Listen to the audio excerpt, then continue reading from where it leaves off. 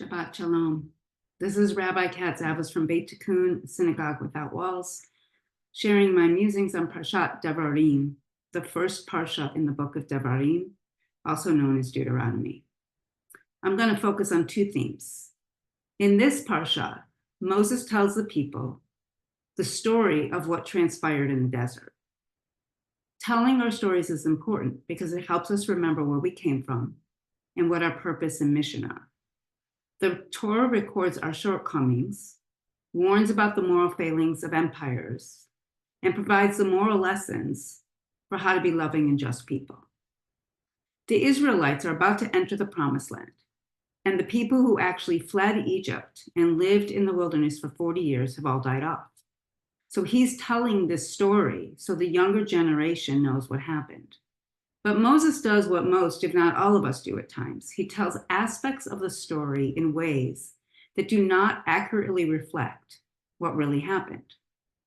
For example, he tells the people that the reason that Moses, is not allowed to enter the land is because Yod-Heh-Vav-Heh was incensed with Moses because of the people.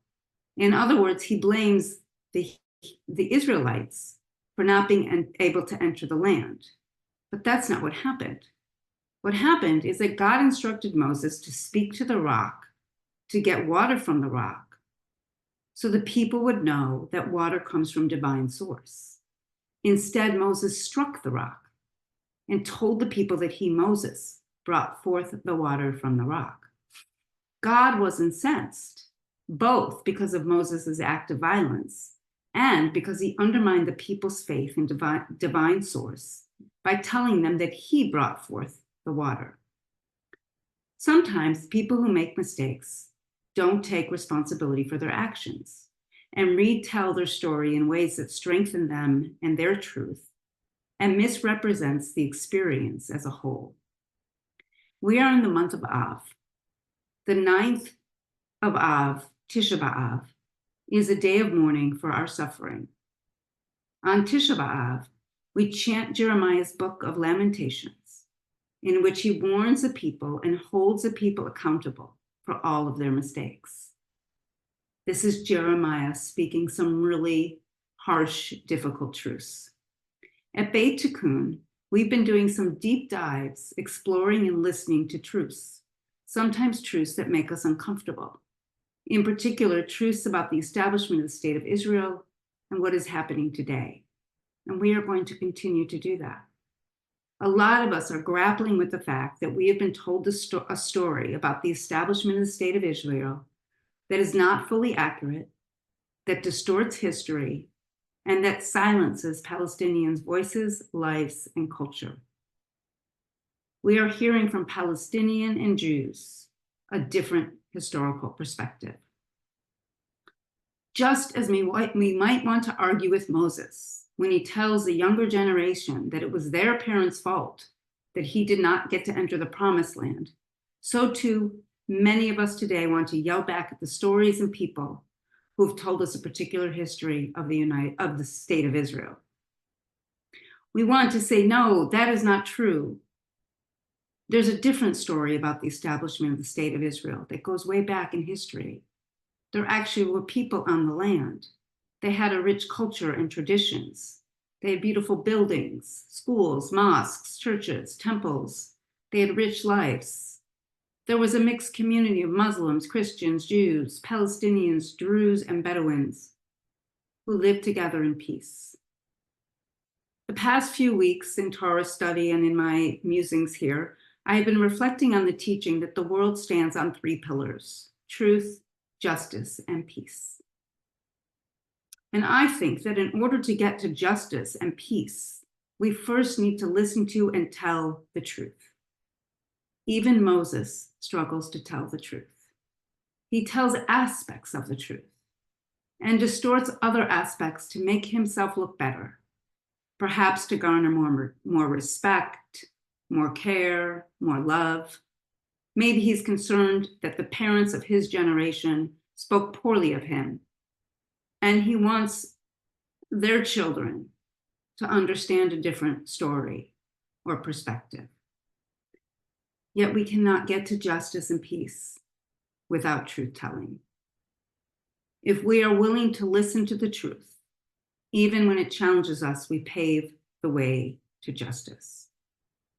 In this parsha, Moses also reiterates the importance of installing judges who are wise and who decide justly between any Israelite and their brother, meaning any Israelite, regardless of class or race or any difference, and between an Israelite and a stranger. He emphasizes that judges should not be partial in judgment. They shall hear out the low as well as the high. And perhaps most importantly, they should not be afraid of anyone, for judgment is God's. In other words, judges are supposed to listen to all sides without bias, whether rich or poor. Everyone should have their day in court. Judges should not be intimidated by or fearful of anyone, even those with money and power, because judgment is God's. Judges need to be courageous and fearless in the face of power. Why? Because God is the ultimate judge. And God will decide if human judges, render ethical and moral judgments. The Hebrew midwives in the book of Exodus, Shifra and Puah, exhibit this courageous and fearlessness in the face of power. They refused to carry out Pharaoh's orders to kill all the Hebrew male babies. They answered to a source greater than a human being, greater than a king. Their fear was not of Pharaoh, but of being judged by the divine. They knew that God would judge them. This call for courage and fearlessness in the face of power is not only applicable to judges, but to any leader, religious, political, etc., and anyone with power. As we look in our world today, we certainly see many instances in which those with power, judges, politicians, religious leaders, are not courageous and are not fearless. They cave to political interests, money, and power, and seek security through force and domination. The month of Av begins with a time of mourning through Tisha B'Av. On the Shabbat after Tisha B'Av, we begin the weeks of consolation. During these weeks, we read Haftorot that are intended to comfort us.